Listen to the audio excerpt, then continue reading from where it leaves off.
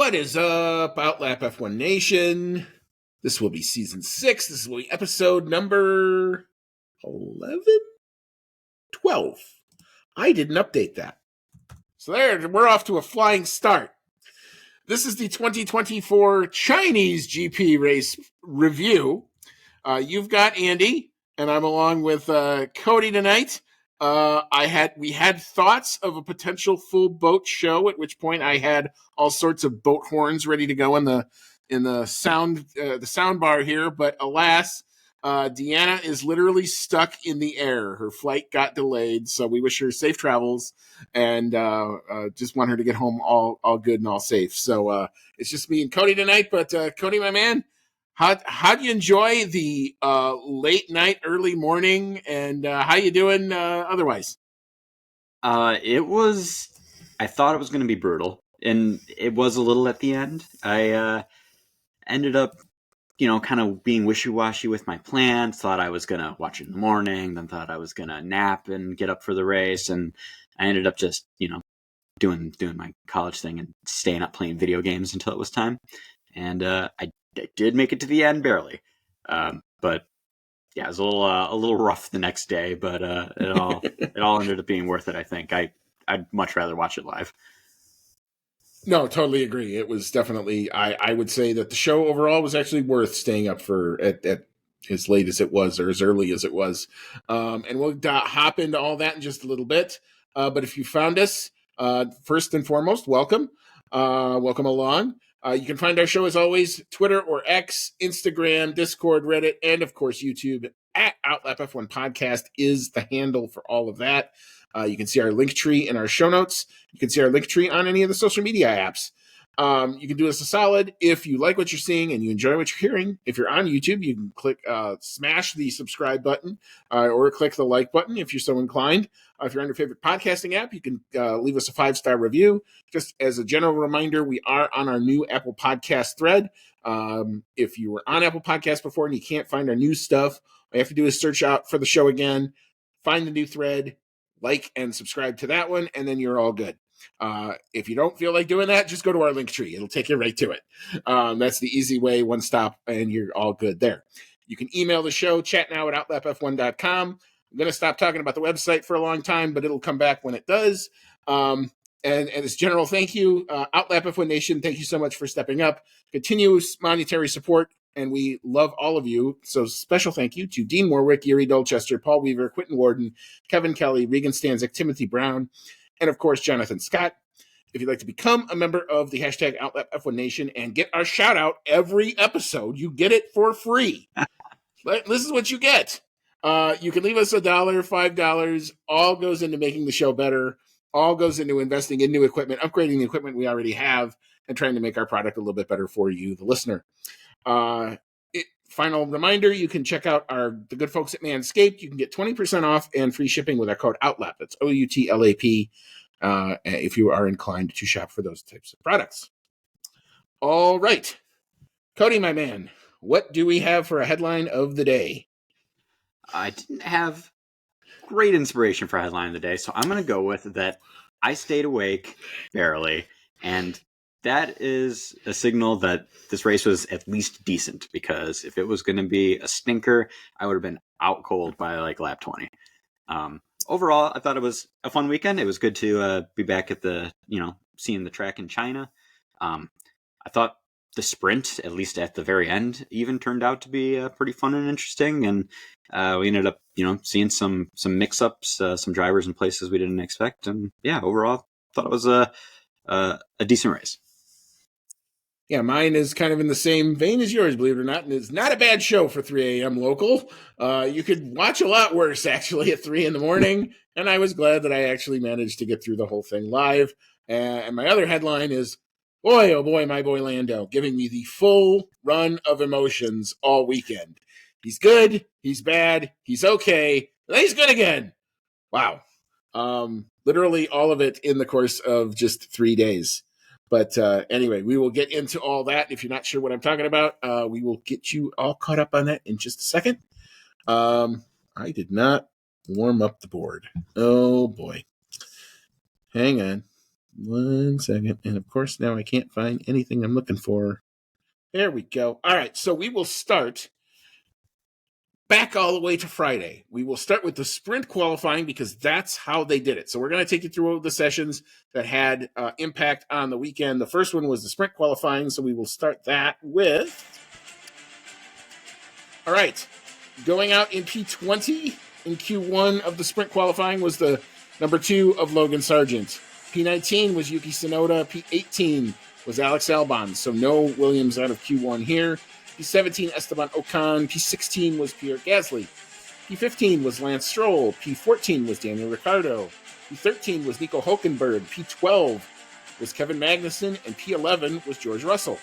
Top 10 from 10 to 1. This is a rain-affected session, so this is a little bit mixed up than what you would expect. P10, he made it in Q3 in the sprint. That wasn't our prediction, though, so we didn't get any points for that. But Zhao Guan Yu, way to go, man, making Q3 in the sprint qualifying. P9 was Valtteri Bottas. P8 was Oscar Piastri. P7 was Charles Leclerc.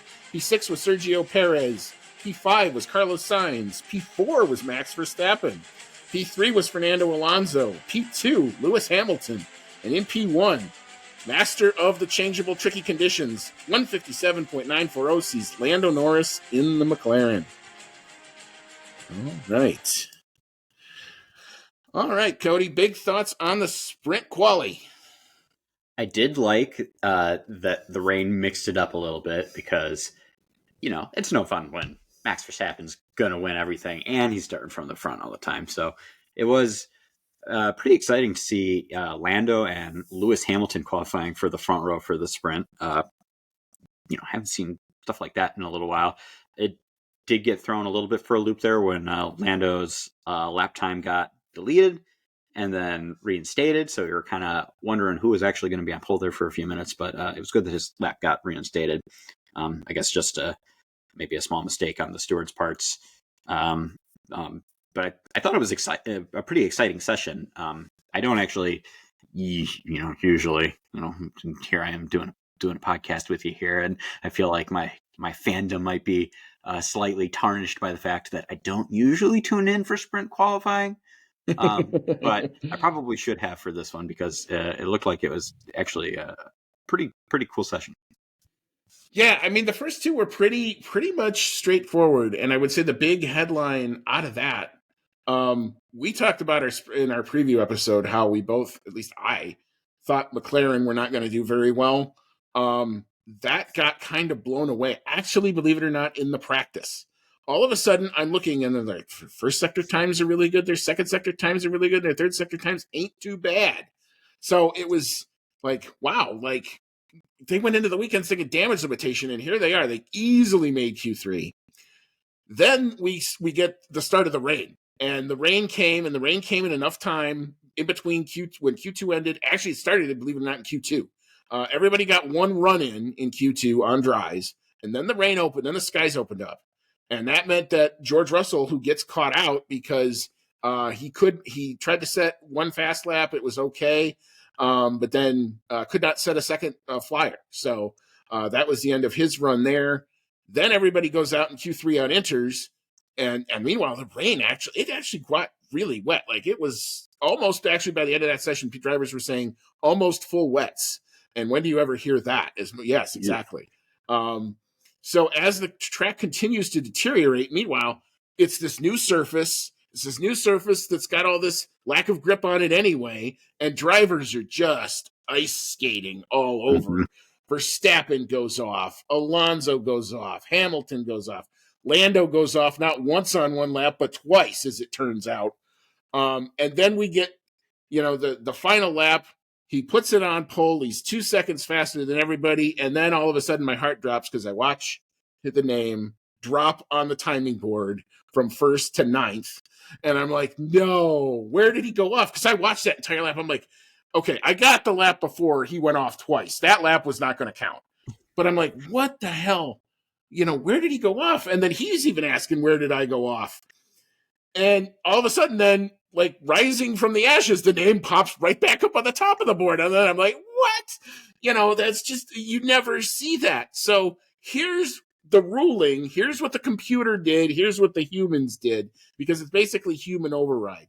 So the rule in some circuits with respect to going off in the last sector or the last corner, i.e., this would apply in places like Abu Dhabi, Austria, places where if you go off all four wheels on the last corner, you not only lose the lap where you go off, but you then lose the next lap. Now, in most qualifying sessions, that really isn't material. Why? Because you're setting a fast lap and then you're usually slowing back down. The exception is when it's raining out, you're running continuous laps. So Lando runs what he thinks is a hot lap. He goes off. Gets to the final corner. He goes four wheels off. He goes into the gravel. But then he continues on doing another hot lap because he still had time on the clock.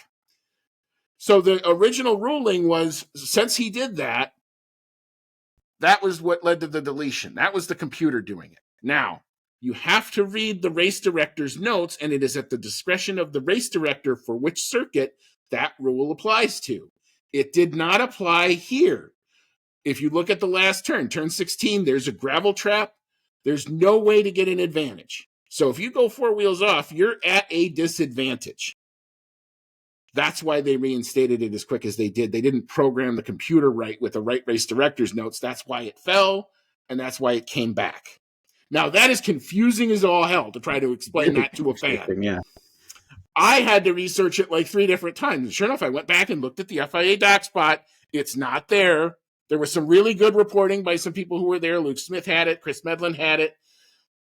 I put out a tweet on our social media about it that said this was probably the best explanation that I could find as to what actually happened and why it did. And meanwhile, of course, because anything involved Lewis Hamilton means social media goes insano. Everybody kind of had a meltdown. We haven't had a F1 Twitter meltdown yet this year, and here was the first chance to go see one. So that's why it happened the way that it did. That was at least what I cannot talk tonight. That's what I was able to find. Cody, your thoughts on it? Help me out here. I can kind of understand why that rule would be there, because if you're coming out of the last turn, your next lap, if you're doing continuous laps like that, your next lap could be highly influenced by how you exit that last turn, because you're pretty much always starting on a straight, and how you come out of that last turn is going to affect your speed down that straight, and could have a pretty significant impact on that next lap time. So I can see why it's there. I can see why it's only there some of the time, because like you said, here in China, there's a gravel trap here at that last turn. If you break track limits there, you're doing absolutely nothing to help your time. You're hurting it because you're in the gravel trap. You're lucky if you're still going to be going straight after that. So I can kind of understand the discretion there as well. But in the moment, and hearing you explain the rules, it definitely comes across as being very confusing. I'm happy it worked out for him, and with how everyone else was looking during qualifying there, you were lucky to still be on the track in that last turn anyway. So I'm happy that they, for a change, had common sense prevail, and were like, it's really not giving him any advantage here. We're gonna put that back.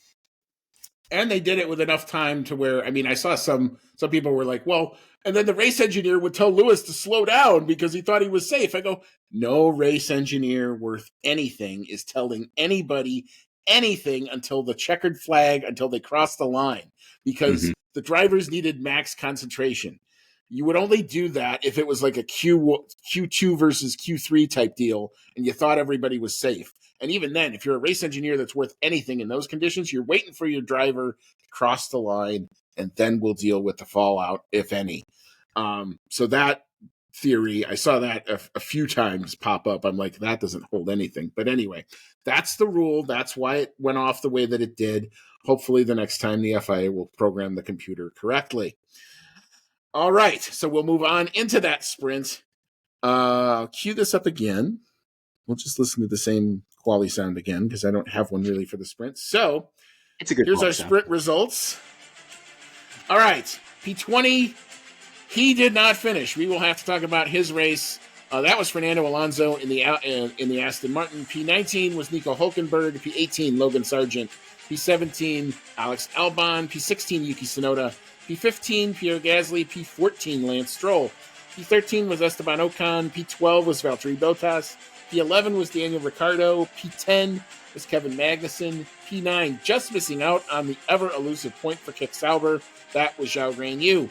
P8, now the points finishers. P8 was George Russell. P7 was Oscar Piastri. P6 was Lando Norris. P5, Carlos Sainz. P4, Charles Leclerc. P3, Sergio Checo Perez. P2, Lewis Hamilton. And then P1, that was Max Verstappen in the Red Bull. He got clean air and poof, gone. All right, so big thoughts on the sprint. Cody, I'll let you go first. Got a lot of thoughts on the sprint. First thoughts on the sprint was 90% of it was pretty boring, in my opinion. There was 10% that was really banging, but most of that sprint was pretty slow because they ended up getting a pretty good DRS train going there from third place down for most of that sprint. And you had your excitement right at the beginning because, and I'm sure you're going to give all the good deets on this, and your emotions through this, but Lando Norris pretty much blowing that pole in the very first turns, goes a little wide, trying to hang out with Lewis Hamilton, and ends up dropping down several places. A few laps later, Max looks like maybe he's struggling to get caught up to Lewis, but ends up being that he was having a battery issue that was quickly resolved, and once he got past Lewis Hamilton, like you said, he was just gone. It was pretty frightening how much of a gap he was able to open up in a sprint where we're only at 30% race distance, and he managed to finish 13 seconds out in front of Lewis. But yeah, that DRS train made it pretty boring up until the very end when everyone decided they were going to try to make their moves. And I thought that was pretty exciting. It's really too bad it resulted in Fernando Alonso not finishing the sprint, not getting any points for what had been, up until the very end there, a very strong performance for the sprint. But yeah, it ended up getting pretty crazy between him, and Sainz, and Leclerc, and Perez ends up winning out on that and manages to get all the way up to P3. So pretty much best he could do after being held up, and that gap between Lewis Hamilton and everyone else opening up so wide. Yeah, I mean, I think your two big talking points of the entire 19 laps, because I think you pretty much summarized it very well. So I'll give you kind of my take on the lap one. So Lando and Lewis is on the inside, Lando on the outside. Didn't get that, only I think 100th of a second late off the line, actually. So it didn't look as bad as I thought it did. And I was on Lando's onboard, obviously, and I thought for a minute he was okay, and then he clears him. I thought he cleared Lewis, but he didn't. And then all of a sudden you see the front wing pop into your shot, and I'm like, shit, he's there. And as soon as he's there, in my head I'm screaming, just let him go. Just let him go. You're quicker than him. And instead, Lando's trying to hang this out on the outside because he knows that if he can get to turn 3, he then has the inside position, and he thinks he's going to be able to do the same move that Lewis is trying to do to Lando, but Lando literally runs out of room. One, Lewis did the right thing and kind of guided him off, which is exactly what I've said many times. That's racing. So I have no issue with the move that Lewis did there. That's exactly what you should do in that situation. And if you're Lando there, dude, you're racing a Mercedes. You know you're quicker than them. You have to know that you're quicker than them. And It's it's so like weird to this say is that. At least right now. I mean, It's we'll get to the points. They're slower than you. We're going to get to the end of this, and we're going to look at the point standings, and I'm going to tell you that that's true, because it's like they have this inferiority complex sometimes, and Lando has it too, where it's like, if I don't make this stick right now, I'm done, and there's no chance of it winning. Well, you tried to hang it out on the outside, and you exactly did what you exactly thought was going to happen. Your worst case scenario came true. He runs off into the. Oh, thank God there was some sort of a surface out there. It's not Yeah. gravel, but if it's gravel, I think he might have been done. But there was something out there that he ran over, but then he hops back on the track. He's in front of his teammate.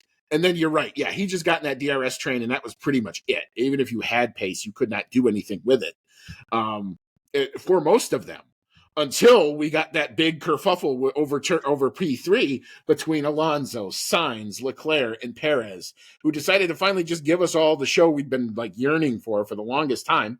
Why? They couldn't pit anymore for tires, and there were only 3 laps left. So why not at least go at it and do something? A miracle that there wasn't more damage. I'm thinking like somebody's going to wreck their race. And it turned out it was Fernando, and through kind of no fault of his own, it was just an unlucky puncture. Somebody's front wing clipped his rear tire, and that's what forced him off. He ends up having to be the only driver that pitted, and then they just said, we'll just stay here. There's no point in going back out. And that was the end of his race. So that was fun to watch. It was kind of a shame Lando couldn't get in on that, but he was just a little bit too far back to get in on that. But Ferrari, this is the first time we've seen Carlos Sainz, the wild card, no drive for next year still keep harping on that till I see something change on that, which means he doesn't have to answer to anything for anybody. Him and Leclerc made contact. Leclerc was not happy about it. Did not enjoy that at all, was one Charles Leclerc. And it just led, that collision makes Sergio Perez just, look what I found. Whoop, goodbye. So that was actually the most entertaining part of the sprint. And then you mentioned the guy at the front. Once Verstappen figured out whatever that issue was, car locked in, gets to Lewis in P1 and just goes around him, and then poof, gone. That thing got clean air and good night. And 13 seconds in 5 laps. It's like you found the ignition switch for. It's like you found the ignition switch for the boosters. It was like, yeah. Oh, I was hitting the go slow button, and I forgot the go fast button was over here. Let me hit this one. My gosh, I mean, it just made the whole rest of the field just look terrible. But actually, a fairly entertaining sprint for what it was. So at this point of the weekend, I was happy. I was thrilled for the pole. Now I'm down in the dumps. I'm like, don't talk to me. I didn't want to talk to anybody for a half an hour after the race ended. I basically stayed off of social media other than tweeting the results. And then we reset and re-racked because 2 hours later, I'm like, but wait, we're not done yet. A few hours later, we go back to traditional qualifying. So we turn the page, and let me re-rack the sound one more time. Here we go. And all right. So in P20 of the traditional qualifying, which of course at the Grid 4 Sunday, P20, I'm saying it again, that was Logan Sargent. P19, Yuki Tsunoda. Again, not a good day for the VCARB team overall. P18, Lewis Hamilton. This was the shocker, especially given the result in the sprint. P17 was Kevin Magnussen. P16 was Zhao Guanyu. P15 was Pierre Gasly. P14 was Alex Albon. P13 was Esteban Ocon. P12, a little bit better here for the VCARB team. That was Daniel Ricciardo. P11 was Lance Stroll. So P10 was Valtteri Bottas. Good showing for here in the Kick Sauber. P9, Nico Hulkenberg. P8, George Russell. P7, Carlos Sainz. P6, Charles Leclerc. P5, Oscar Piastri. P4 was Lando Norris. P3, Fernando Alonso, rebounding from the sprint here. P2, Sergio Checo Perez. And in P1, it was dry, so therefore normal service resumed. Max Verstappen in the Red Bull 133.660. Slower than we definitely all thought. Well, that's due to the surface, but we'll get into all that in just a little bit. All right, Cody, big thoughts from the regular qualifying session. I thought it was very impressive that Valtteri Bottas squeezed into P10 for this. And as we'll get into in a little bit here, he ended up having what was going to be probably a pretty decent race as well. So it was nice to see him squeeze in there, even in front of him, Nico Hulkenberg. So, seeing some of those, we call them, the back five, or you hear, a lot of, other podcasts calling it like Formula B. It's good to see that those guys are squeaking into Q3.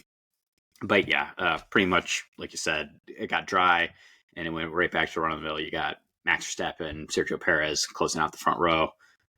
Fernando Alonso, though, very impressive qualifying performance. I thought maybe for a minute there he was going to be on the front row. It was really funny there at the end of Q3 there, because you had who was the one that started it all off? Maybe it was Sainz or Leclerc, but like someone was like, they took P1 and the announcers were getting really excited, and then they were overturned by like Piastri, and then they were getting all excited again. And it just kind of kept tumbling. Lando Norris took it, and It Alonso was took it. literally the reverse of what ended up happening. It was like Piastri would take P2, then Norris would take P2, and Alonso would take P2. Then came the two Red Bulls. Perez took P2, and then Verstappen didn't even need to improve, but he did. It was just really funny seeing that tumble, though, and being like, who's going to actually be on the front row for this? And the deltas are actually, other than Max, the P2 to P5 delta is what, 0.3? Very slim, yeah. Which is just kind of what we've been saying, that, in one lap pace, all these cars, it's milliseconds, it's minute little things here and there, characteristics. You catch the sun on a lap and the track degree goes up half a degree, and that helps you, or it hurts you, or it helps somebody else, or the wind does something, or you don't catch the puff of wind, or you do catch the puff of wind. That's basically what I think happened to Lewis Hamilton. He caught himself a very big puff of wind that cost him his lap time on his second flyer in Q1, and he's unable to get out of Q1 because of it. So a great sprint quali, a great sprint race for him, and then it's all kind of undone in just the course of a couple laps there. So I guess this is kind of what we wanted in the course of a sprint weekend. So we've got some variability, but also I thought it was nice that, if you made mistakes in the first sprint quali, you could still recover your weekend. So I think this, yeah, I'm digging I'm seeing what this format's doing. It's kind of making sense to me. If we're going to do this, we might as well do it this way. One bit of news before we actually turn the page to the race. So we didn't talk about this, but Carlos Sainz. We do have to talk about Mr. Carlos Sainz. He did the same Lando move that Lando got the lap deleted for, except he went a little bit further. And he also went a little bit around. And he brought out a red flag because he spun himself across the track, hits the front wing on the opposite side wall. Car goes stop. Red flag comes out. You're assuming that's session done for him. Here comes the crane. They're going to have to take the car up. But no, he does get going again, minus his front wing, obviously, but he does manage to work himself all the way around under red flag and get back to the pits. He was then able, because they could change the front wing out, able to then go back out once the track went green and complete the rest of the session. So I think he would have finished P15 because it was Q2 at the time. Instead, he finishes P7 here. Various racing series have had different thoughts about what happens if you're the cause of the red flag. Now, you can also argue that the red flag came out a little bit quick here. Talk about other things not coming out quite so quick in the race. But here, the red flag was pretty instantaneous. The spin happened, they red flagged it. So I guess, Cody, I'll just ask you your opinion on this. Were you okay with Sainz being able to continue after causing the red flag? Yeah, I would say so. He under his own power, he got around. They fixed the car. If his car had been more damaged, it would have been self-penalizing for going around and destroying the car and not being able to finish up qualifying. But it wasn't that bad. The causing the red flag issue gets kind of fuzzy, because in this case, yes, he brought out the red flag by spinning. It was not a session ending red flag, though. And, he was able to get the car repaired and be able to go out and continue qualifying. I think that's fair. I think it's a different situation than what we've seen in the past where, for instance, like Sergio Perez was on pole at Monaco and then crashed and brought out a session-ending red flag that benefited him, or where Leclerc, obviously not on purpose or anything like that, but same thing, also at Monaco, was on pole, crashed, brought out the red flag, benefited him. This is a little bit of a different type of situation. So I think the Rosberg thing in Monaco, where he just, oh, look, here's an escape road. Whoops. Yeah. That's the best example of that. Mm-hmm. So I think it was fair to let him go out and continue trying to qualify. Fair enough. Aston Martin would not have agreed with you. Aston Martin actually appealed that ruling and said that because Carlos Sainz brought out the red flag, he should not be allowed to continue in the session. The FIA, however, agreed with you, Cody, on that one. They said, look, we've had this precedent in other places where drivers who were able to continue on their own, unabated, which unaffected, there was not a marshal that ever touched the car. He was able to restart the engine on his own volition, and he was able to maintain red flag delta all the way around the lap. He had to go the whole way around because it happened at the start finish line, and made it back to the pits unhelped by anything. So I can see that argument. The good news was there was enough time on the clock where nobody really got messed up or screwed because of it. Everybody was able to then complete the next round of times, and the second flyers all counted the way that they would have expected them to. IndyCar makes kind of an interesting rule distinction here where, like, they say if you catch the red flag, you are impounded for 5 minutes. That would have meant Carlos Sainz could not have continued there. So that would have been something. Or I think the other rule is if it's a qualifying session, I think that's the practice rule where they keep you in the pits for 5 minutes. The qualifying rule is I think you lose your fastest 2 lap times. So Sainz would have had to make 3 flying laps to even get a time on the board there. So it's a tough thing. It's kind of a gray area. I'm buying what the FIA. I get what the rule is that the FIA had, and I understood it. I also see Aston Martin's thought of, hey, if you cause a red flag, there should be some sort of a penalty for that. But maybe in 90% of cases, it's usually self-penalizing and nobody cares. But this is one of those odd situations where, hey, at least he was able to keep going. I'm always in favor of giving another shot to the same driver if they can get back out, just as general rule. I think that's competitive. That's the part of the sport. That's what makes it kind of great. I mean, one of my best moments of MotoGP ever is watching Marc Marquez literally hop off his one bike at Circuit of the Americas and go over the wall to get on his backup bike to get back out to go qualifying and then put it on pole. You don't have moments like that if you take them away. So I guess I'm in your camp here. All right. So that was kind of the big note. We talked a little bit about what happened to Lewis. And again, now Lando's back to being good again because he's P4 on the grid, and I'm feeling okay again. But now we're all worried. If you're a McLaren fan, we're like, we're great. But the race pace looked god awful. So we think it's not going to go so well until we turn the page to Sunday. And we will start, as we are apt to do, with those back markers. We had 3 DNFs in the traditional race. That was Valtteri Bottas. You said that he was having a good weekend, and he was, and then he wasn't. He gets the dreaded DNF. Yuki Tsunoda, because of the Bottas failure as a kind of a collateral, not because of that, but literally when they got going again after that, got caught in a after safety car kerfuffle, and he gets a DNF. And Daniel Ricciardo, dude has had no luck, if anything, this year. He got his new chassis. He was all excited about it. He probably wasn't having a bad race. And then Lance Stroll happened, and we'll have to talk about that. But he gets the other dreaded DNF. Classified finishers, P17, Logan Sargent. P16 was Kevin Magnussen. He also had a puncture and a bad, kind of rough day, although he had a hell of a nice fight with Lance Stroll. That was fun. For P15, that's where he finished. P14 was Zhao Guanyu, unable to get points, the local boy, but they did something very nice for him in the post-race. And P13 was Pierre Gasly, a little bit better for Alpine here, as we'll talk a bit. Maybe they heard you, Cody. You threw them in the bin last time, and maybe they heard you just a little bit. But thoughts here on the back markers?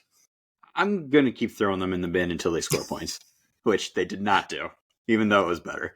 A lot of things to talk about here with the back markers. Like we were saying for Valtteri Bottas, I thought he was actually going to be getting some points, like possibly finishing P10. He was looking pretty good, pretty strong throughout the whole weekend. And then his car, engine gave out on him. And that led to a little bit of a weird situation where he was, stopped in the runoff area past a turn, and they're just waving yellow flags for sectors 2 and 3, I believe. And they just kept the yellow flags and kept the yellow flags. And he's sitting there like getting out of the car, and we're all wondering like, I don't know if yellow flags is really enough. And then they put out the virtual safety car, and uh, they're keeping the virtual safety car out, and everyone's going around at their delta, and you could see that they were really struggling to try to move the car off the track, because it seemed that the car was still in gear, stuck in gear, after the failure, and that was the way that Valtteri Bottas left it. So you had that funny shot where you have like half a dozen people or more, 7 guys in the back, all trying to push the car, trying to shove the car off the track, and it wasn't budging. And then finally, after what seemed like forever, they finally made it a full safety car. And there was a little bit of worry during that safety car period that Lando had maybe missed out on his opportunity to get a better pit stop, or maybe that happened during the virtual safety car. That was the virtual safety car sequence. So the way that I saw it is Valtteri goes off. He actually went off like literally as the camera was panning to him. So he couldn't have done it any better on TV had he tried. You see the failure. The car goes off. You kind of know where everybody is. They showed the graphic of now like the dots going around the track, which I thought in that case was actually very helpful. And you could kind of tell the rest of the field goes by, and there's a gap. There's a good like 20, 30-second gap between the end of the pack and now Max and Lando in P1 and P2 coming around. So I wasn't upset at first, where I'm like, okay, they're waiting. They're going to see if Valtteri can get going again. He's on the radio saying he can't. The next shot I see is the shot that actually angered me, and I actually went back and watched this a second time because I didn't actually believe it the first time I saw it. But Valtteri gets out of the car. He's standing, putting his wheel back in the car, and it's still only a double yellow. And yeah, it's a double yellow, and that means slow down and be prepared to stop. But God damn it, I'm screaming Jules Bianchi in my mind again. Because this is, now it didn't have the extreme weather. It didn't have a lot of the other elements that race had. There were a lot of failures in that race. But this is the exact same scenario. And all it takes is somebody else's engine to go or a brake to fail or who knows what. Somebody trying to get back on the power to get back into the next sector, get back in the race, and he spins out, and Lord only knows what potentially could happen. So they finally throw the VSC, but in the meantime, Max had gone past it, and now Lando had gone past it. And Lando's radio was actually quite hilarious because his engineer comes on, he goes, you see it, right? And Lando goes, you gotta be effing kidding me, was actually what he said on the air. And then he kind of, goes around. But then you have now the marshals are now out. It's definitely a VSC situation. They're trying to clear the car. They can't. Nobody's going for the emergency gear switch thing, which I kept looking for, and I'm screaming at the gear switch, and they can't do it, but they can't hear me because I'm here. So I don't know if they just didn't know, if it was inexperienced marshals. Look, it's the first time they've had a race in 5 years. I'll give those guys a break. Those guys are volunteers. We can't go racing without them. I'm not blaming the marshals for that. But in the meantime, it allowed Lando to go around an entire VSC lap. Leclerc had pitted behind him. We thought that was going to be the obvious benefactor of it. Lando gets to change his tires under the VSC, and that kind of, kills that. Then we go full safety car, and then everybody comes in, and that basically killed any of the strategy element for the rest of the race because everybody's pretty much on the tire that they were going to use for the end. So good, bad, or indifferent, we ended up kind of getting what we got. I didn't like the timing. I wish they would have thrown something. The second Valtteri's feet hit the ground, that should be virtual safety car done, regardless of what it is. We got to be safe here. But that's my thoughts on that. But anyway. Yeah, kind of tough day for one Valtteri Bottas. Tougher day for Daniel Ricciardo, who he got punted off through no fault of his own. So the Bottas safety car finally does they clear Bottas's car. They reset the field. Everybody's going to go racing again. And, we're in that situation where the safety car is way out in front. Max is now the de facto safety car. He's controlling when everybody goes. He goes after turn 15, but before turn 16. And meanwhile, what is it? Turn 14 is that hairpin. So most of like P5, 6, 7 are right in that hairpin. One Lance Stroll, not exactly looking well. Fernando Alonso locks up. So that was the first thing that happened. So he goes kind of wide in that hairpin. That causes everybody else to check up. And Lance Stroll, for whatever reason, wasn't paying attention to what everybody else was checking up for. He's looking off into the distance onto the racing line, trying to get the jump on the start, and plows literally right in the back of Daniel Ricciardo, lifts the car way up. Daniel's car then slides into the car in front of him. That happened to be Oscar Piastri. Now, it didn't look that bad on TV, but it turns out it was a lot worse for his car, and that wrecked basically his race. So, yeah, I mean, Lance Stroll, man, it's not funny anymore, man. It just really isn't. But, Cody, what's your thought on all that? I thought it was definitely a poor performance from Lance Stroll. And yeah, Daniel Ricciardo just getting some awful luck. Like this weekend, he looked like he was the stronger of the two RB drivers. He was out qualifying Yuki Tsunoda. He was performing better than in the race. We thought maybe we'd get a little bit of bounce back from Danny Rick, and he'd maybe get some confidence back. But yeah, during that whole thing, and playing devil's advocate just a little bit for a minute, yeah, Alonso locked up, and there was a big squeeze of all the cars that were right behind him. Kind of like people slamming on the brakes in front of traffic. When you're in rush hour. But you can see on all the onboards that he did have a pretty good gap between him and Ricciardo in front of him. I don't think there was that much of a gap between the cars that were behind Alonso, yet they managed to stop in time. It looked for a brief moment like, oh, Danny Rick got really close to the back of Piastri, but he didn't hit him. And yet Stroll had a lot more a lot more gap there, and yeah, just full on plows into the back of Daniel Ricciardo's car so hard that it popped him off the ground, ran him into the back of Piastri's car. Ricciardo was pretty much screwed on the spot, and I kind of thought it was a little painful too to hear the radio from Lance Stroll. He had the gall to be like, yeah, these guys slammed on the brakes in front of me. It's totally their fault, not me at all. And I was like, you got to be kidding me. It's you got to at least take a little bit of blame for that. Like, you're the guy who did it. Like, own up to it instead of just bitching and complaining that, oh yeah, like it's everyone's fault but my own. And yeah, it was painful. I mean, and then I don't know if you had a chance to see it, but Daniel Ricciardo's post race Oh yeah, he was takes a lot to make him mad. He was mad. If you're one Lance Stroll, I would stay clear of the green or of the V-Carb garage for the next race, because Danny Rick might be just looking for you, and the Honey Badger, who doesn't take his claws out very often, might just want to do that, because he was very upset when he found out that Stroll was like blaming him for that. So that did not go over very well. I don't know where that sits as of now, but yeesh. But yeah, I mean, yeah, tough luck. And I think you were right. He had been getting the better of Yuki Tsunoda throughout most of the sessions. It looked like the new chassis was working for him. He had been asking for that, and Red Bull and VCARB gave it to him. So yeah, kind of an unfortunate ending for that. And it, as we'll get to, it totally screwed Oscar's race. Mm-hmm. Who had gotten kind of bailed out on the strategy and looked like he was in a pretty fast car and maybe he was going to, make some hay. But at least he still manages to gut it out. And like I said, when we get to the midfield, and which we'll just, why don't we just do that right now? That's a perfect segue. We'll leave the rest of the back markers here.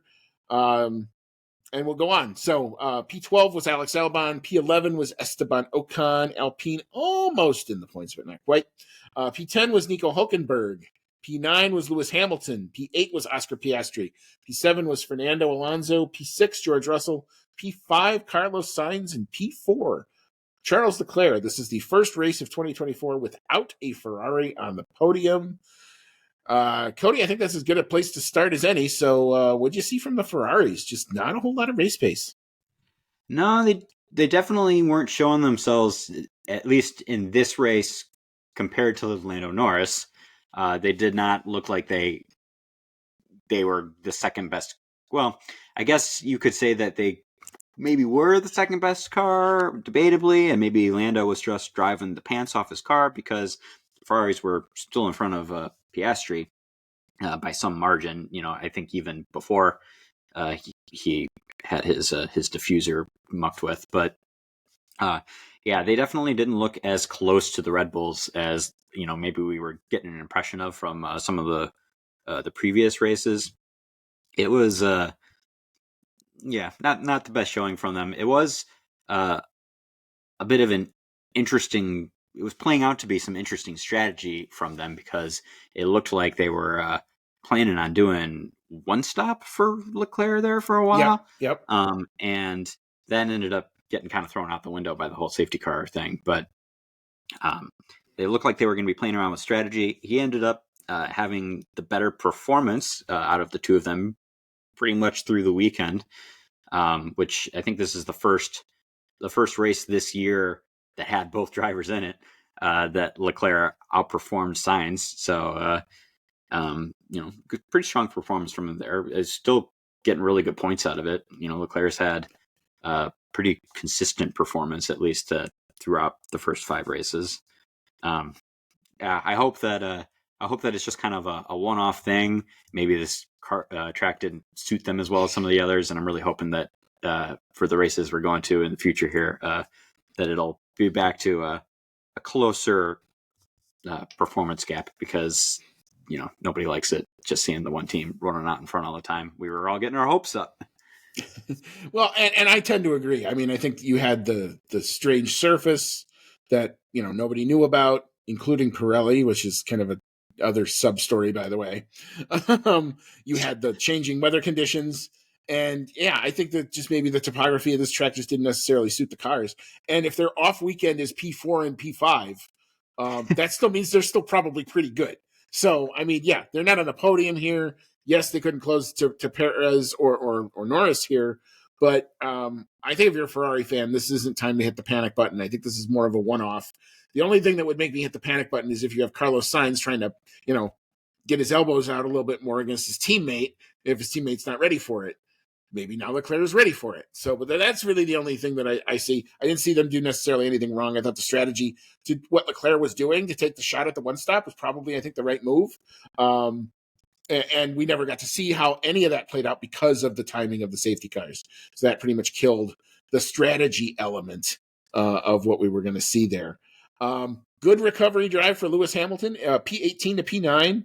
I'd say he got kind of lucky with the safety car. So he was probably the biggest benefactor. Would you agree with that? Yeah, he definitely lucked out a little bit with that. And just overall, as you said, a good recovery drive. It was a little weird that he was starting so far back in the first place, especially after that strong performance of this in the sprint, seeing him go from P2 in the sprint to P18 in qualifying to P9 during the race. You look at that as a good recovery drive, but still, Lewis Hamilton down in P9, he has not had particularly great race finishes throughout these first 5 races, and it's pretty far down in the points for it. It's like so far a really really off year for him, and I'm sure there's so many things factoring into that. In fact, he's going to a different team next year. No matter how much he says that he's not thinking about that, I'm sure he is deep down.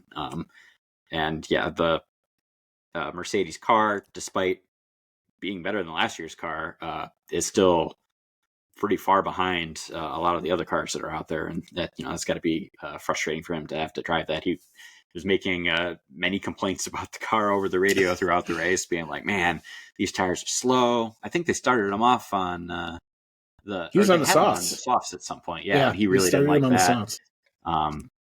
Yeah, just having a hard time coming to grips with the car. So, but I was there watching the whole season, every race, 2021, and that action between Lewis and Max was fantastic. So please give him a good Ferrari car so we can have that back. I think they're going to try to oblige you on that. That would be my guess. One guy who did actually like the soft tires, and this was actually an interesting strategic move, Fernando Alonso in the Aston Martin. When everybody else went to the hard tire at the end, he went to the soft tire and made the racy strategy work with some really fun moves at the end. And he almost pulled himself a Carlos Sainz, but he saved it. And oh my gosh, what a save, especially late. Um, so yeah, you give that guy a sniff at doing some moves. The guy still got his moves, man. There's no doubt about that one. He's exciting, if nothing else. That save was awesome, and it was like he didn't even miss a beat. He just like he had the scare, and he just kept going, and like still made the pass like pretty soon after. So I was like, oh, yep, whoops, let's just keep going, which was fantastic. I did think it was a little bit of a weird strategy. I'm not entirely sure that he really gained too much from having done it, other than having to put in a lot of work and at least giving us some excitement in the closing stages of the race, which I guess that counts for just as much as anything, keeping it interesting and just making his fandom that much stronger. But yeah, overall, pretty strong performance from Fernando Alonso this weekend, I would say, despite where he was finishing in the sprint. He was right up there until the end. I'm hoping to see more from him. Yeah, no, I'd agree. It was definitely some spicy moves. I thought he made some very sweet passes. We talked about the save. He makes that save, and then he literally goes down into the same turn, turn one, and puts the move on Hamilton anyway. So, yeah, you give that. I keep saying you give that guy a sniff. If they manage to give that guy a real competitive car, he's not too old yet. Nothing tells me that guy's too old yet. He's still definitely got the wheel talent, but we'll move into the podium now. And the podium saw Sergio Checo Perez home in P3. P2, Lando Norris. Hey, he's good again. Look at that. And in P1, however, the Thanos, the inevitable, 13 seconds clear. Just a Sunday drive at the office for old Max there. Yeah, there was not even safety cars, weird things happening, with changes in pit strategy.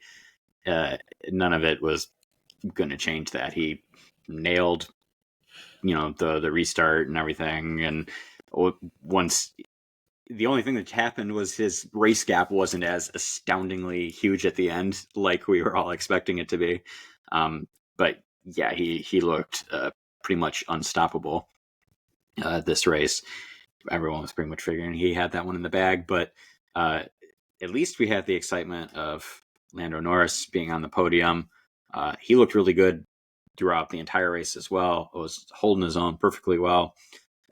Unfortunately, never looked like he really had it on for the win unless something happened to Max's car. But even still, in the closing stages of the race, there was some wonder as to whether Sergio Perez was going to be able to catch up to him and take P2. It looked like he was closing the gap a little bit at first, but then I don't know if tires fell off or what. But yeah, I couldn't close that gap. Not even really close by the end of the race. So yeah, outstanding drive from Lando, and yeah, a good drive from Perez as well. Able to clean up that last podium spot for getting 2 podiums for Red Bull. He's despite not having a race win yet this year, he is doing pretty much everything I think Red Bull expects of him, getting the podiums where he can, getting really good points. In fact, hoping to see this consistency continue throughout the rest of the season. And if it does, I think he's probably going to be able to keep that seat if he wants it. Knocking on wood here. Don't want to jinx him. It is still early in the season, and we haven't gone through most of Europe yet, but it is looking good, I think, for Sergio Perez. P3, nothing to complain about there. The thing that happened with Lando late there, the gap was holding around 5 seconds. He has a lockup going into the hairpin, and that brought it down to 3.5 or so seconds. And it was the next 3 laps after that secured Lando his P2, because he re-upped his pace. He used whatever he had in the tire pretty much. I think the laps were 39.1, 39.3, 39.4, and Perez's laps were like 39.6, 39.8. And it basically just stretched the gap back out. So right when he needed lap time, he could get it.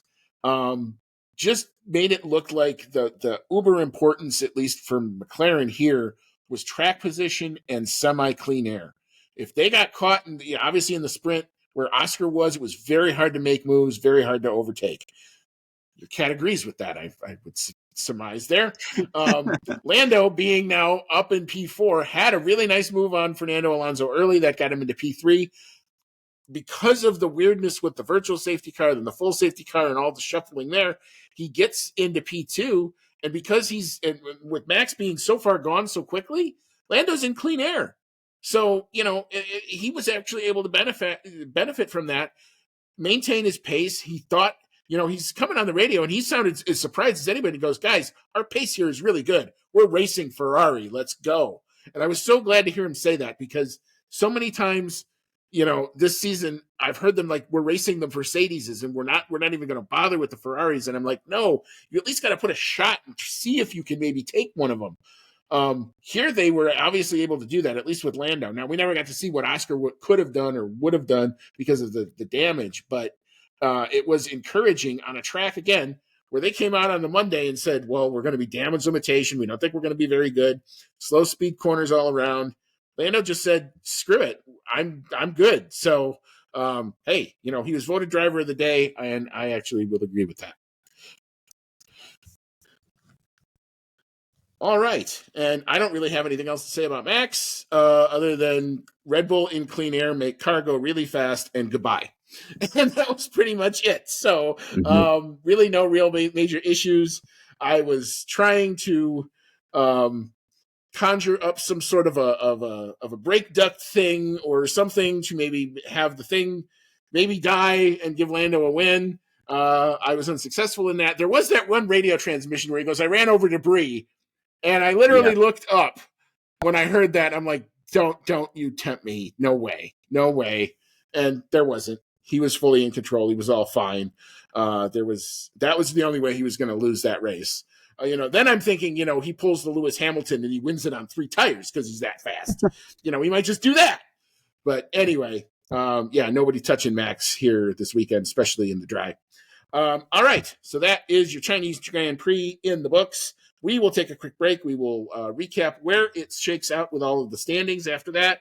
We will then get into the fan email segment. We've got some normal contributors. We've got some newer contributors, some good feedback from our listeners here. We'll hand out our awards. We'll talk about that. We'll talk about predictions. We keep doing things that are hard to do in the predictions. And we did another feat this weekend in the predictions. So come on back. You want to hear about all of that. So come on back. We'll get into all that in just a minute. All right. Welcome back in. This is season 6. This is episode 12. It's now, I've got that right this time. This is the 2024 Chinese Grand Prix race review show. You've got Andy and I'm along with Cody tonight. And we just wrapped up the first sprint weekend of the season and all of the sessions and meetings they're in. So now we're going to take a look at where the points are at the end of this round. So Cody, if you want to take the drivers, I will come in with the team standings. Sounds great.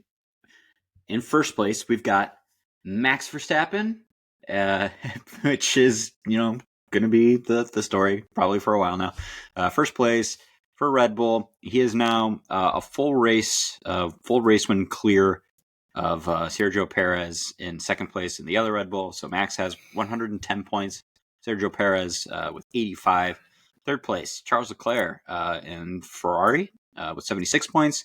And just behind him, despite missing a race, Carlos Sainz in the other Ferrari with 69 points. Lando Norris making a pretty good haul this weekend. He's in fifth place for McLaren with 58 points. And his teammate Oscar Piastri is in sixth with 38. So it's a pretty close run between 6th, 7th, and 8th. We've got George Russell in 7th for Mercedes with 33 points. And I would say he had probably the most incognito performance in this last race. Didn't hear anything about him, but he finished in 6th. So he had a decent race. Fernando Alonso in 8th place for Aston Martin. He had an exciting race this weekend, and he is with 31 points. Lewis Hamilton, as we've discussed, having a bit of a rough go of it so far this year. He's all the way down in 9th place in that other Mercedes with only 19 points for the moment. And then 10th place, Lance Stroll in the other Aston Martin car with 9 points. So those top 5 teams holding on to all 10 positions in the driver's standings as of now. Yep, and the teams are pretty much the same reflection. Red Bull Racing Powertrains, they are way out in front. They are up to 195 points, and we're only 5 rounds in. Ferrari, they check in with 151 points. Third place, McLaren, they are up to 96 points thanks to Lando's big haul of points this weekend. They open up a very large now gap on Mercedes in P4 with 52. P5 is Aston Martin, and the Mercedes are now clear of the Aston Martins by 12 points. Aston Martin checks in with 40. P6, the VCARB team, they check in with 7 points. Haas, Ferrari, P7, 5 points in 5 races. So that might be a trend. So good for them. P8 is Williams, Mercedes. They check in with the 0 points. P9, they are the bottom rung no longer, thanks to Esteban Ocon's P11. Alpine, out of the basement. They are checking with P9. However, they still have 0 points. And P10, somebody has to be there, apparently. The Kick Saubers, Valtteri Bottas, would have probably had Kick Sauber out of that position, but that was not to be. So they check in P10 with 0 points. All right. So that's our take on the weekend. We will now open it up to your takes on what you saw this weekend. The fan email segment, she was right on the dot. Rachel Fleming, you can set your watch to her, man. Love it. She got in right on the wire there. It was 3 a.m. here. It's probably 9 a.m. in the UK. So this is probably no problem for her. But thanks, Rachel, for a great add-in as always. So, Cody, it's your time to shine. What does Rachel have to say? All right, thank you, Rachel, for your email. And she says, so another race, another Max victory. I mean, was there any doubt at all? Fair play to Lando for getting in between the Red Bulls. That would have stung the team. I decided to watch Fernando Alonso on the driver tracker after he pitted for the mediums, and my God, was he incredible. He nearly lost it at one point. Yes, he did. But he managed to save it. All I want now is Aston Martin to pay Adrian Newey all the money in the world to get him to Aston and get Fernando a winning car. He deserves it. Don't we all wish for that? I think that would be the story of the decade for Formula One. However, K-Mag deserved a much harsher punishment than a 10-second penalty. I felt slightly bad for Lance Stroll because it was slightly tight about what happened when he went into the back of Danny Rick. However, K-Mag's dreadful dive bomb on Yuki was ridiculous and deserved a drive-through penalty. But with incidents like this and Ollie Behrman in the background, K-Mag's seat is becoming more under threat. And then she goes on to say, I would like to add an amendment. Stroll has just blamed Danny Rick. I no longer feel bad for Stroll. Stroll should have taken more care. Now the 10-second penalty is justified. I love that amendment. Well, yeah, I mean, you almost had. I almost had the same reaction. I'm like, well, maybe that's just kind of a thing. And then you look at Lance's onboard, and he's clearly looking to the right. He's clearly not looking at the guy in front of him. He's trying to set up for what he thinks is going to be some sort of a miracle dive bomb move, either on the straight or into turn one. And wasn't paying attention to what he was doing. And then he has the gall to go in and try to blame everybody else for a problem that he caused. So, yeah, I mean, I'm with you there, Rachel. I mean, we've talked a little bit about K-Mag. I mean, Nico Hulkenberg is putting that Haas in places. Maybe it doesn't deserve to be there, but maybe it kind of does. That might be where the absolute limit of the car is. But K-Mag hasn't been anywhere this season. So I think you're right. Ollie Behrman, just being around and being Ollie Behrman, is going to put K-Mag's seat under pressure. I think Gunther Steiner was very loyal to K-Mag. I don't know that Io Koremitsu has the same loyalty to K-Mag here. So, yeah, that could very well be part of the merry-go-round that might kick off at some point this season. So we'll keep out definitely watching for that. And then to your point about Fernando Alonso, my gosh, that was what a save. Any other driver, and I'll say this right now, even Max, put Lando in there, put Lewis in there. I don't know how many other drivers save that. Carlos Sainz could not save it, and he's a really good driver. And it was like the exact same situation, and you saw what happened there. So anybody else probably doesn't do that. But I keep saying, you give that guy a sniff at anything. You watch him come alive. He's still got the moves. Whether you agree with the timing of his career choices in life and who he chooses to hang out with off the track sometimes, regardless, the guy's got talent. No doubt about that. Yeah.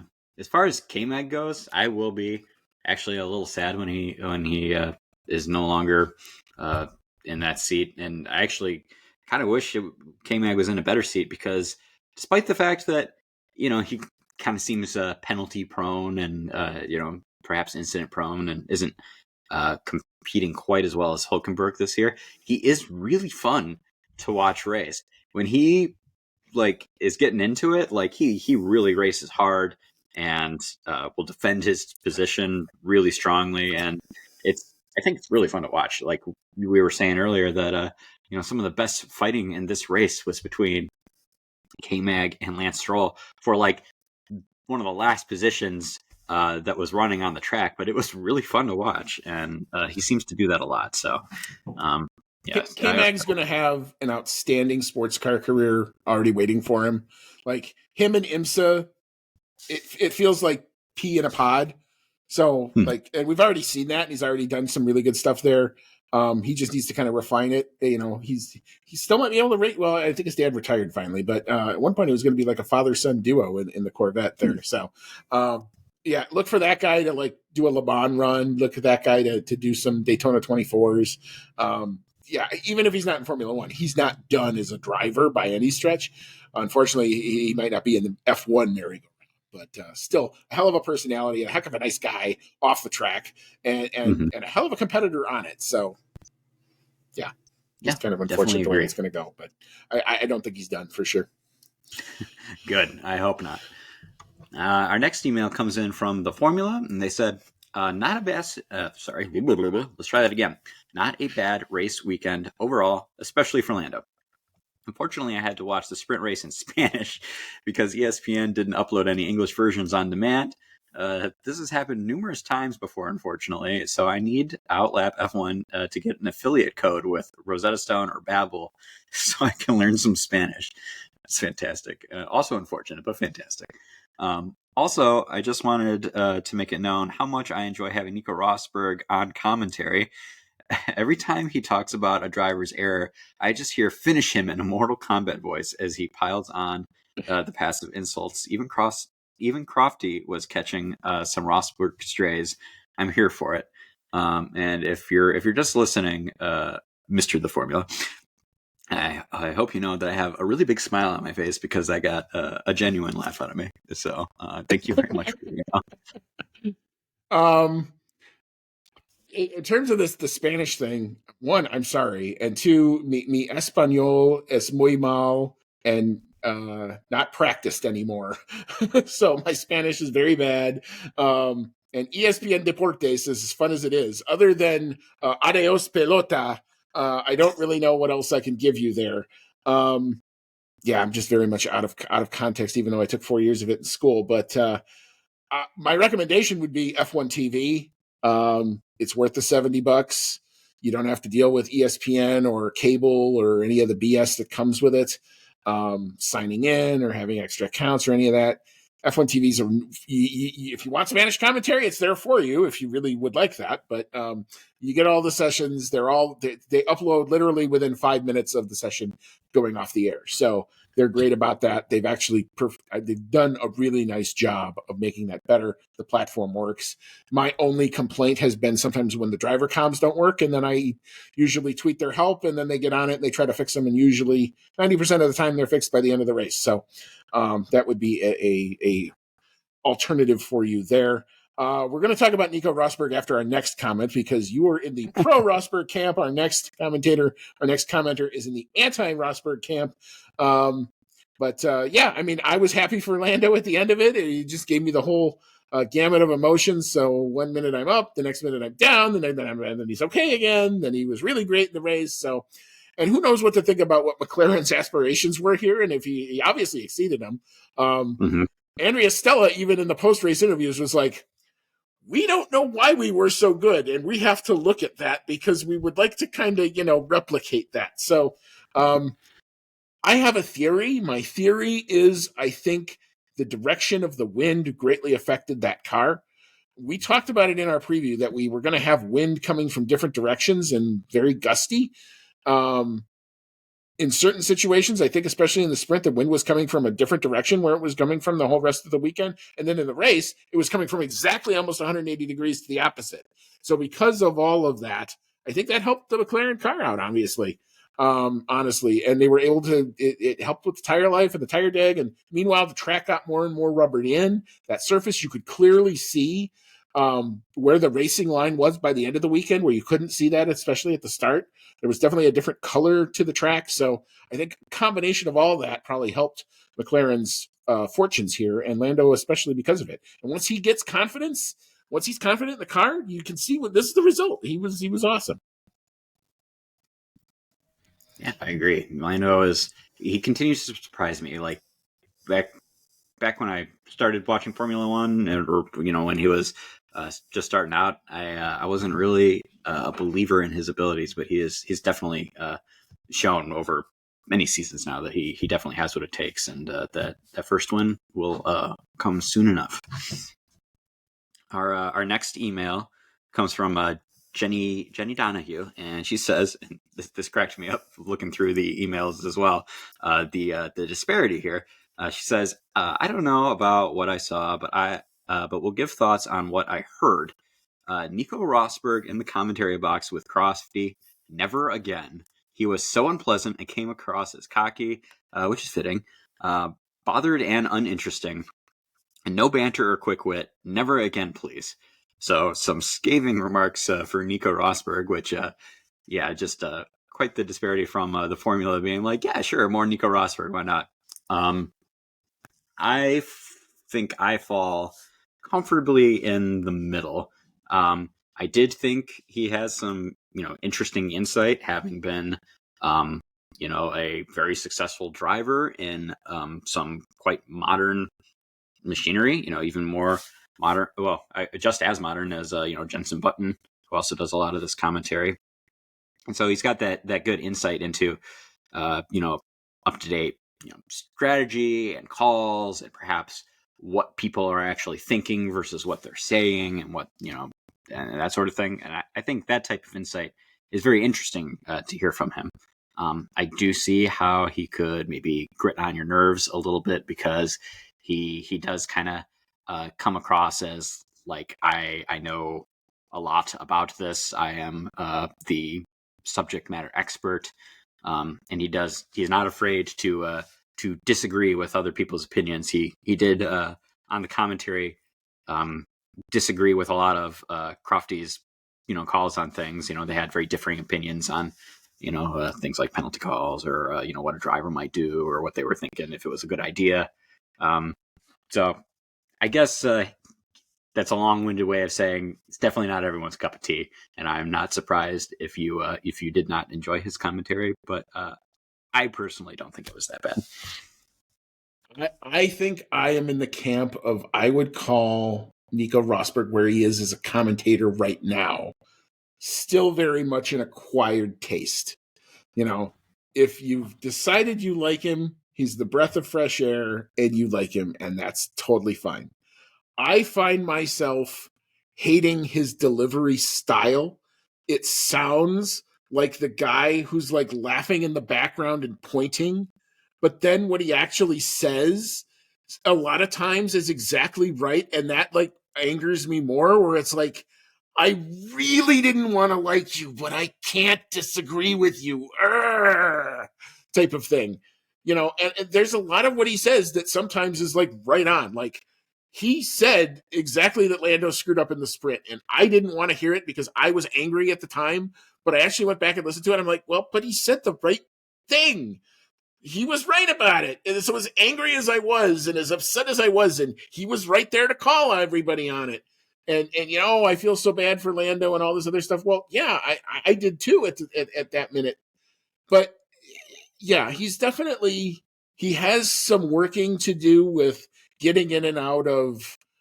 I don't know that he's ready to be a commentator. He's much better as the guy you bring in occasionally for a perspective, a one-on-one interview where somebody's kind of leading him down the line of questioning, I think is much better for him, at least right now. Now, that is a hard job to do. You can know whatever the hell you want to know about Formula One and not be the greatest of commentators or pundits out there. That is not an easy job to do, and you usually have someone in your ear trying to tell you what to do, and you're trying to process that while trying to say something interesting and carry on a conversation. And oh yeah, don't drop the microphone. During all of that. So I respect him for doing it. I get that he's not necessarily everybody's cup of tea. There are times when he's not mine either, but he's going to be one of those like acquired tastes. If you actually just listen to the words and not who's saying it, the commentary is actually really good. Just the delivery style and the way he kind of looks at it, like, he's kind of like laughing in the background at sometimes people, makes it annoying. Yeah, I agree. He definitely has a bit of a delivery, and even my fiance noticed something was a little different because during the commentary she's like, "Who's that guy? He doesn't sound familiar."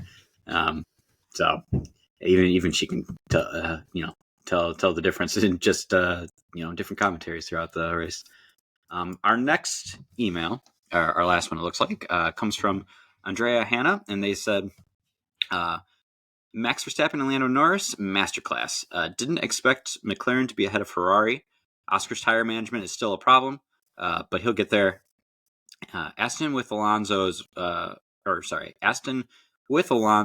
weird strategy, but what a save for him. That could have gone very wrong. We did talk about the spin, or almost spin, and how awesome a save that was. I do agree that I think the strategy was a little bit of an odd one. I didn't think, going for the softs and pitting again for another tire set was really gonna. I'm getting it all mixed up now. Did you go on the softs first and then the mediums? But he ended up doing quite a bit of pit stops, and then had to go very aggressive there at the end of the race to recover those positions. So I thought that was a little bit of a weird one, but for what it's worth, he made it work for the most part. He did recover pretty well. I think I really, really want to be an Oscar Piastri fan. His personality off the track jives with me. He's very very dry, but also very funny. Has a pretty good sense of humor, and I really want to see him performing really well. But he does seem like there's still that pretty good gap to Lando in the races. Like Piastri can really nail it in sometimes in qualifying, but yeah, that race pace leaves a little bit to be desired. And maybe he's still just trying to figure it out. There's quite the finesse, I think, in preserving your tires, trying to squeeze the most you can out of them over a stint. And yeah, maybe he's still figuring that out, but he is very talented, has shown that in the Junior Formula Series, and I have all the confidence that he will improve and end up bringing a good fight to Lando in the future. Yeah, pretty much. I think you said it really right down the line there. Yeah, I mean, I am still very high on Oscar Piastri. The ceiling he's nowhere near his ceiling. And if you think that he's at his ceiling, you're not watching. You're not paying attention. There's still so much that he's learning. And this was a track that he had never been to. So, he was there. A lot of people were kind of behind the eight ball. He was very much behind the eight ball here. And then you add in the funny surface, and then you add in the rain and the qualifying and all that stuff. I thought, and he's still very. The other thing I'm realizing after now paying attention to his radio, he's very hard on himself too, in just a very different way. Lando will kind of beat himself up and be demonstrative about it. Oscar will just come on the radio and go, "Yeah, look what happens when you don't fuck up turn one." Look at what happens. I can actually put it together. So, I mean, but they're very different personalities. They're very different types of drivers. He has a very experienced race engineer. He's got Jenson Button's engineer who coached him in all the years that he was at McLaren. That dude has been doing that job for a very long time. I am positive that once the McLaren car gets a little bit less on the knife edge, and the other thing is Lando has got a lot more experience driving that car, as knife edgy as it is. And Lando there's been several articles that I know I've read that said that even Lando doesn't love how the car also handles, but he figured it out enough to, okay, if I compromise my style enough this way, I can still get lap time out of it. I can still get tire life out of it.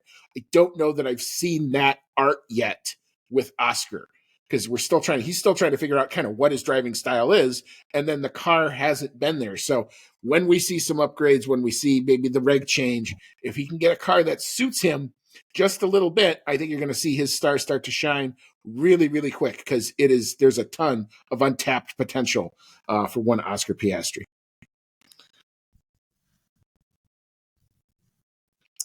All right. So thank you everybody for a very engaging and lovely little debate there, especially about Nico Rosberg. I'm all there for it, both sides of that argument. So thank you everybody for contributing. And feel free to do so next time as well. All right. So we will now get into our awards. We'll start with the Rubbish Award. I think we have good consensus here. I'll go first. I'll take the lead here. And mine is just Lance Stroll. It's not funny anymore, man. I don't know. I see your teammate doing things in that car that you're clearly not able to do. And yeah, Fernando Alonso is a bit of a, he's a one-off, not necessarily indicative, but this is not cool, especially the attitude after the race. Like, that's the thing that just galls me. It's one thing to make the mistake, and all you would have had to do is say, you know what? I was looking off to the right. I was trying to make a move. It was an opportunity for me to get back in the race, and I made a mistake. Was it that hard to say that? Could you have just done that? And everything would have been fine. Mm-hmm. Instead, you go and you blame Daniel Ricciardo for getting hit in the back? Like, come on, man. Like I said, it's not funny anymore. And I'm just getting done with it. And so be better. Do better. Yeah, I totally agree with you. Thanks, Lance Stroll, for making it easy this week. My Rubbish Award goes to you. This is the reason why there's so many jokes about Lance Stroll only being in the seat because Daddy owns the team. It's because his racecraft and attitude really don't seem to stack up to everyone else in the sport. If you're not going to be a great driver, I mean, there's a long history of paid drivers in Formula One. If you're not going to be a great driver, you can at least be a likable fellow to get people on your side. And you didn't earn yourself any points this weekend by, not at least owning up to that you had, at the very least, some responsibility in this accident taking place. So, I really think the seat, might be more deserving of another driver with a different skill set. But if you're going to be in the seat anyway, the least you could do is own up to your mistakes. Well, here's my hot take, and you can book it right now, and maybe I'm going to be wrong on this. Aston Martin will not win a Constructors' Championship with Lance Stroll as one of its drivers. Full stop. That's what it's going to take. They can throw whatever money they want to at it.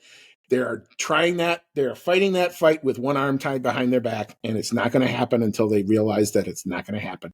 His dad's going to have to fire his son, and that's what it's going to have to be. He's going to have to decide, am I about winning or am I about being a good dad?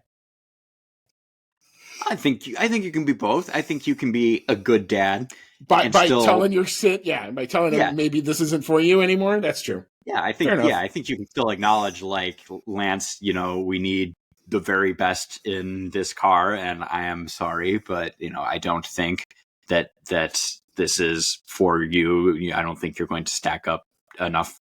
Like, I know it sounds awful for me trying to say it, coming up with it on the fly. I'm sure he could do a much better job of carefully putting it that way. But yeah, I think you can do both. You can be a good dad and understand that for the team to succeed, it needs someone else in the seat. I would also say probably not even a really hot take to think that they're not going to win a Constructors with him, because it's just, I agree with you. Like, even if Alonso is performing to the quality of competing for the drivers' championship, we haven't seen really from any season that Lance Stroll is going to really stack up as enough of a second driver to score the points when needed, I guess. Yeah. Full agree. All right. So we will move on to our analysis paralysis. Cody, I'll let you go first on this one. What you got? For this one, I went with Alonso's race strategy just because I did think it was a little out there. And I didn't really feel like there was anyone who had a particularly awful strategy this race. It was a little interesting with the Ferrari camp considering a one stop and Leclerc coming on the radio at some points being like, "Are you sure?" But yeah, I think the Alonso having to make him take that other pit stop just to recover the positions at the end. I didn't think it was going to put him really any farther ahead than he already was. So Alonso's race strategy gets my analysis paralysis. All right, very good there. My analysis paralysis goes out to our friends at the FIA for the race direction, and I don't know what they were looking at, but the decision not to throw a VSC or a safety car when Valtteri Bottas is out of the car with his feet on the ground, you are asking for trouble. That is all you're asking for. Double yellow flags in that situation. I'm sorry, that's not enough. We have so much data that says it's not enough. That's why the virtual safety car exists, for exactly that situation. The second the feet hit the ground, that should be an automatic call. Shouldn't even be anybody having to push a button. It should just happen. Once the camera sees it. I mean, we got AI now. I mean, we think we should be able to figure this out. That drove me crazy. And then, either the radio didn't work to the marshals or the marshals didn't realize, hey, there's the pop it out of gear button. And then you got to throw a full safety car, which completely threw whatever strategy you had completely out the window. So this is the definition of analysis paralysis. They literally watched something happen, got paralyzed, and didn't do anything. So FIA, this goes out to you. All right, so we'll move on. We'll move on to our Dark Horse Award of the weekend. Cody, I like your thought here. What you got? So my Dark Horse Award doesn't go for the race performance, but it does go for the sprint performance. My Dark Horse Award is going to go to Lewis Hamilton because after all of the pretty lackluster performances that we've had up until now, it was really awesome to see him have a great sprint in qualifying and a great sprint performance. Getting that P2 was a little disappointing to see that it didn't carry over to the full Grand Prix, but it was really good to see him racing near the front and scoring some good points in the sprint. So hope Lewis can take this success and start bringing it to some of the Grand Prix coming forward. All right, very good. Mine is going to go out to Nico Hulkenberg, basically for being a pest to the top 5 teams pretty much all weekend. At one point, I think in the race, he was even up to P7. He was in front of both Ferraris after the start. So, and a guy who I didn't think had a whole lot left. Here's another one. Old still might be good, and maybe you put Nico Hulkenberg in that category. Because look at what he's doing with a Haas. It seems like they've kind of gone back to their roots a little bit under Ayo Korematsu. And they're doing those odd Haas things again, and it's working for them. Hey, 5 points in 5 races. Way to go. An honorable mention a bit to Oscar Piastri for gutting it out after the damage. Listening to the radio, he literally comes on the radio and goes, guys, how much damage do I have? And they told him it was like the equivalent of going 3 clicks down on the front wing, which is a huge adjustment. So he was losing pace, and he wasn't able to hold it against Alonso, but still to bring it home in the points. I think if he was not in the points, I think McLaren probably retire that car. But you keep it in the points as long as you can, and he got it home. So good on you, Oscar. I was impressed by that. So not the flashiest of results, but a good result nonetheless. There. All right, so we'll move on to our driver of the day. I'll take this one first. My boy, Lando Norris, for literally giving me the entire gamut of emotions all weekend, up and down, but ending on a high, P2, nice champagne slam. Didn't break the trophy this time. I guess it's with odd-looking trophies. I guess you can kind of wear it like a neck thing. I saw several of that. Looks like a giant ring. So maybe they'll have to throw it into the volcano at some point. But anyway, Cody, what you got?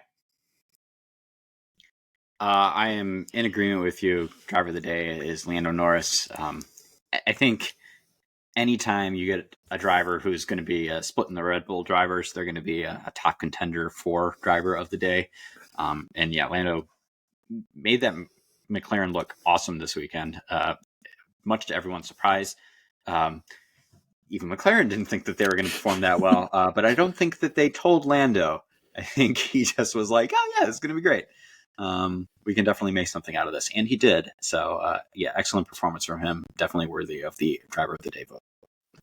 All right, very good there.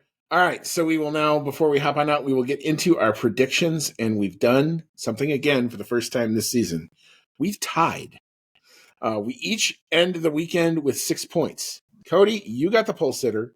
You got the fastest, in air quote, quali time, even though we were both I was 7 seconds off. You were 5 seconds off, so you were closer there.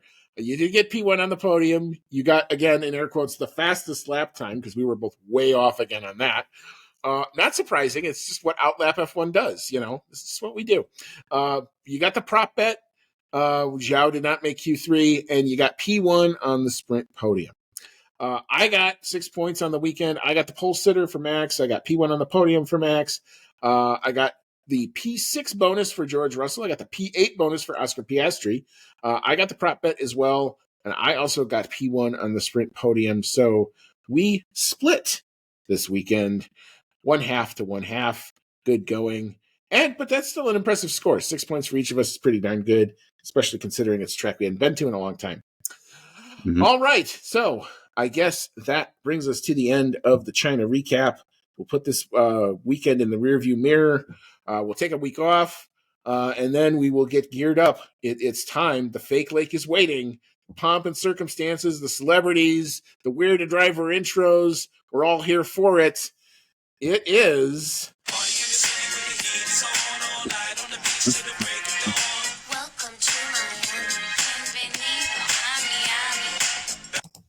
That's right. It's the Miami Grand Prix. It is upon us. So in 2 weeks' time, that's where we'll be. Cody, any final thoughts? Any thoughts on Miami or anything else before we hop on out? Yeah, I'd say I got 2. First one is I would not mind seeing more incidences of what we saw for Zhou Guanyu at this race. It was really cool to see him get some special attention, especially at the end of the race. You could really tell that it meant a lot to him to finally be able to partake in his home Grand Prix after it's been away for a bunch of years. So I think it would be really cool in Grand Prix going forward. When it makes sense to do so, to give some special attention to drivers that are racing at their home Grand Prix. It was kind of fun, and it just really goes to show how much that means to them. My other final thought is, yep, we're going to Miami. My least favorite of the United States Grand Prix. Who knows? Maybe I'm wrong. Maybe it'll be a banger. But I think for all the Miami Grand Prix that we've seen so far, I hate to say it, I think they tend to be a little boring. So I'm really hoping I'm wrong. I'm gonna, be wondering if it's going to be a poor Grand Prix, and being really jealous of the warm weather and being right by the ocean. So maybe I'm just being a little grumpy about it, but hopefully I'm wrong. I just have to remember it's really, really humid and really, really muggy, and none of us like that. I'm remembering, just remember baking out there at Coda last year and then adding 20% more humidity to that. Yeah, exactly. So that's kind of where I'm at with that. But look, I mean, we have this race. It's part of the US3. Might as well embrace it and get into it. We will do all of that in about a week and a half's time. We will preview it. It's another sprint weekend, so we'll have meaningful sessions throughout the course of the weekend once again. And I've heard, that McLaren are bringing their updates forward, so that will keep my interest tuned for that. See how that works. It's a good track for them to do it at because there's that one section that usually always kills them. If they can make that a little bit better, that will definitely help them here. But yeah, so we'll get into that. Also, hoping Deanna has now landed and hopefully is home safe by now. So yeah, all good there. And hopefully, it might even be all three of us next time out. But yeah, stay tuned. I don't have any updates on our special thing that we're still working on. That's still hopefully in the fingers crossed that we can get that across the line. If something does break out and we're able to do that within the next week or so, again, stay tuned to our social media. We'll before we drop that, we'll kind of give you guys a heads up to let you know that it's coming. But I haven't been able to get in contact with my contact there. But yeah, it's going to be really fun if we're able to do that. So again, for Cody, for Deanna, for everybody connected to the show, we love doing this. This has been a whole lot of fun. So yeah, be safe. And as always, may all your laps be fast.